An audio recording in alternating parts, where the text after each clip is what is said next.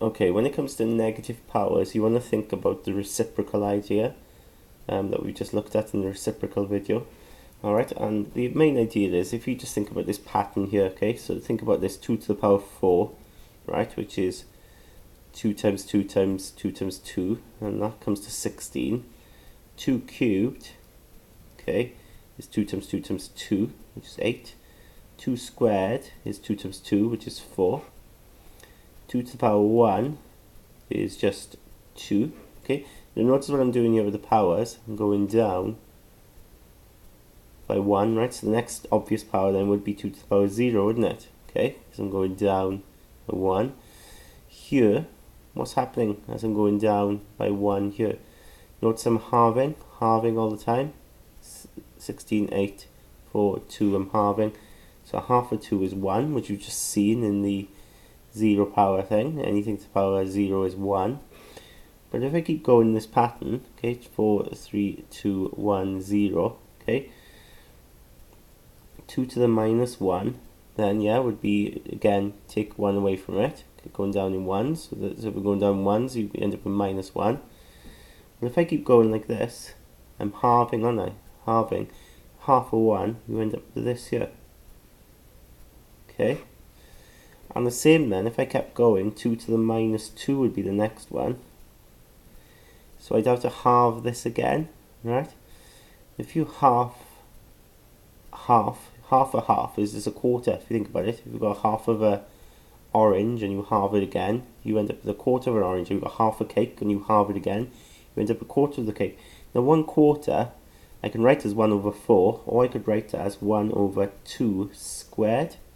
Okay, and that's what happens here with negative powers. When you've got negative powers, we write it as 1 over that number to the power that we've got here, and instead of it being negative then it's positive.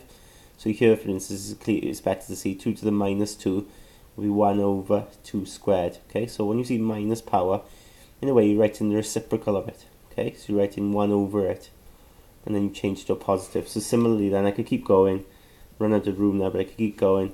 So I'd write that then as 1 over 2 cubed, yeah, because remember that was a quarter, and if you halve then a quarter, you get an eighth, which is what this is here. So 2 to the minus 4, as I said, think about it as the reciprocal 1 over 2 then to the positive 4, okay, and that's always true. So in this case here, it says evaluate 7 to the minus 1. Well, 7 to the minus 1, again, just think reciprocal, 1 over, okay, so in this case then it would be 7 to the power 1. Now I don't need to write 1, okay, but that, you know, there's no need to do that, but there's your answer, 1/7. Similarly here now, so you've got 8 to the minus 2 will be the reciprocal, so 1 over 8 to the 2, and of course 8 squared then is, 8 times 8 is 64, so there's your answer there.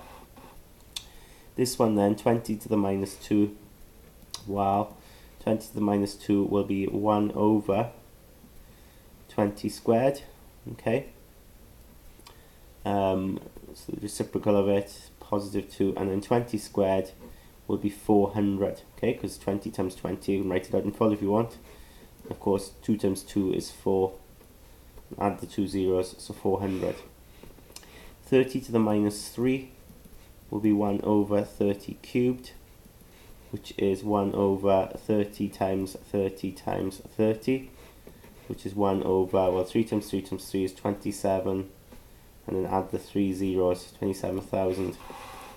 And then the last one, now this is interesting here because you've got a fraction, okay, but instead of writing 1 over in this case, we just think again about the reciprocal, right?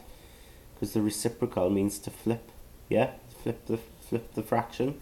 So in this case, you could just simply write this as 5 over 4, and then positive 2, okay, so you flip the fraction, so it becomes squared, and then all I've got to do, of course, then is apply that square to each term. So this will be 5 squared divided by 4 squared, so that'll be 25 over 16.